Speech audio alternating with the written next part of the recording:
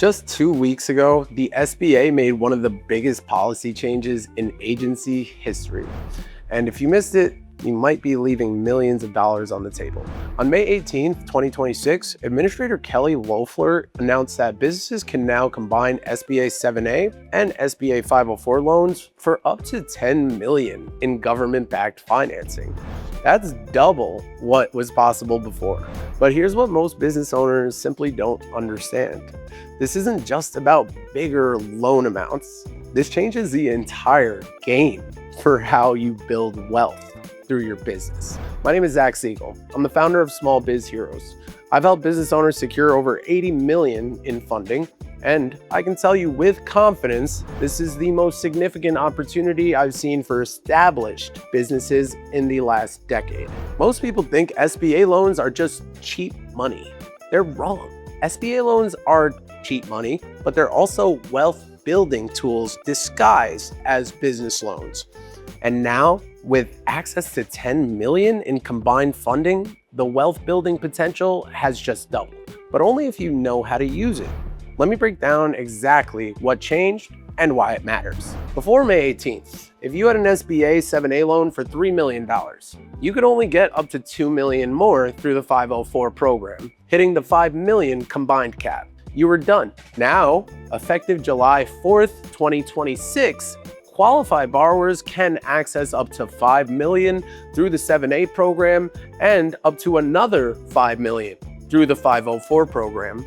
That's $10 million total. Here's the part that you should know.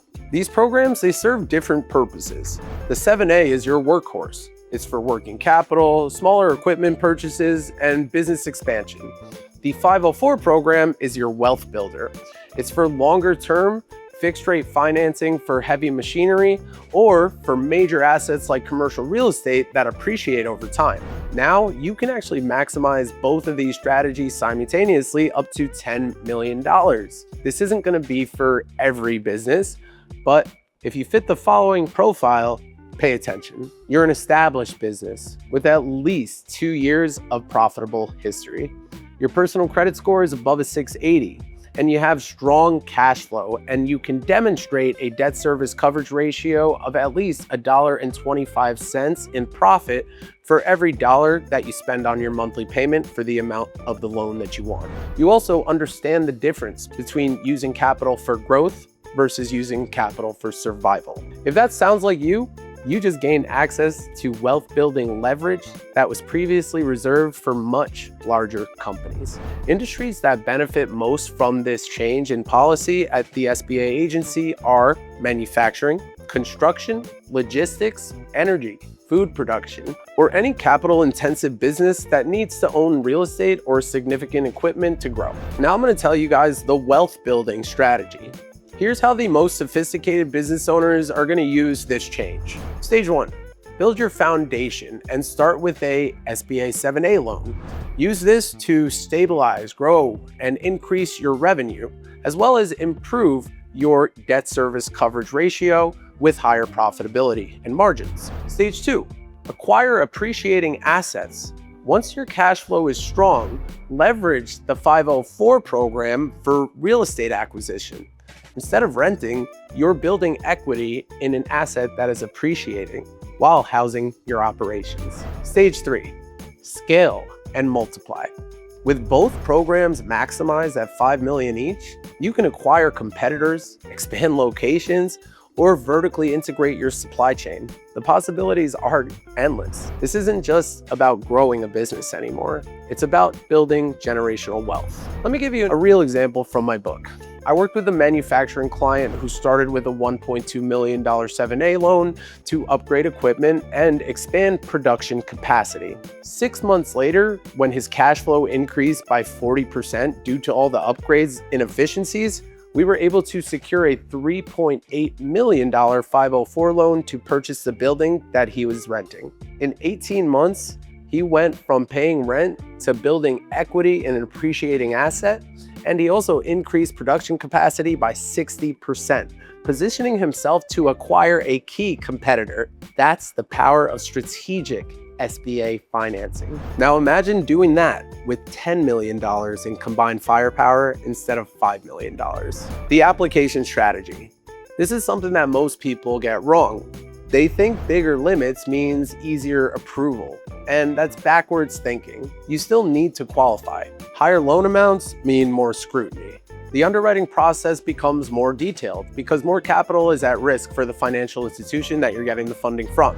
Your business plan needs to be bulletproof, and your financials need to tell a clear growth story. This is where having the right team matters. At Small Biz Heroes, we've navigated these complex SBA deals hundreds of times. We know what underwriters are looking for at every level. For loans above $2 million, actually, me as a professional, I'm just gonna let you know, for every level of SBA financing, you should be submitting audited financial statements. How you do anything is how you do everything.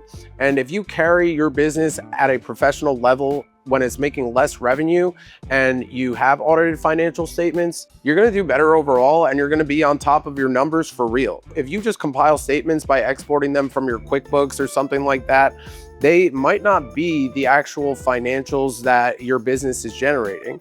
If you are constantly looking at audited financial statements, on the other hand, then you're looking at real numbers, not compiled numbers. When you hear me say the word audited, trust me, I am not talking about getting audited by the IRS. I'm just talking about getting your financials, the P&L, and the balance sheet looked over by a CPA. You can even give your CPA access to your QuickBooks if it's easier, just so long as they sign off, then it's officially an audited financial statement. Usually for loans over $350,000, with most SBA approved lenders, you need to include some form of collateral as well, either real estate or equipment. Another thing you want to make sure of is that you have a clear debt service coverage projection, meaning that you're going to be making more money than the capital costs you. Environmental assessments is another thing that you'll need for real estate acquisitions as well. So if you're going to be looking to acquire real estate through an SBA loan, make sure that you know what environmental assessments are and how expensive they are. You also want to include industry-specific expertise from your advisory team and yourself, showing that you're a professional in your craft. The paperwork does increase at these levels, but so does the payoff. Timing and market conditions. Here's something most people don't realize. We're in an extremely optimal environment for SBA lending right now. Interest rates on SBA loans are currently in the 7.5 to 9.75% range for most borrowers. That's still historically low for government-backed financing, believe it or not. Commercial real estate prices have stabilized significantly after the volatility of 2023 and 2024. Manufacturing is experiencing the first job growth since 2023 as an industry, but markets change. Interest rates won't stay this favorable forever. Real estate prices in key markets are already showing signs of appreciation. The businesses that act in the next 12 to 18 months will lock in better terms than those who wait. Now let's talk about the risks to avoid. Let me be clear about something, guys. $10 million in SBA financing is not $10 million in free money. Every dollar borrowed must generate more than it costs. I see too many business owners get excited about loan amounts and forget the loan purpose. They borrow for the sake of borrowing instead of the sake of building. Don't make that mistake. Use the 7A for revenue generating activities, equipment that can increase your capacity, working capital that captures market share, and acquisitions that add customers and operational efficiencies. Use the 504 for appreciating assets, real estate, major manufacturing equipment, and facilities that house profitable operations. Always remember, borrowed money amplifies results. If your business's fundamentals are strong, leverage accelerates growth. If your business's fundamentals are weak, leverage accelerates failure. This SBA policy change represents the biggest funding opportunity for established businesses in a generation, but it's not automatic. You need strategy, preparation, and the right team. At Small Biz Heroes, we've helped business owners secure over $80 million in funding using these exact strategies. We know how to position your business for SBA approval at every level. If you want to explore what $10 million in combined SBA financing could do for your business, call us at 888-859-8408. We'll review your situation, explain your options, and show you how successful businesses are using this policy change to build long-term wealth. Don't wait until everyone else figures this out.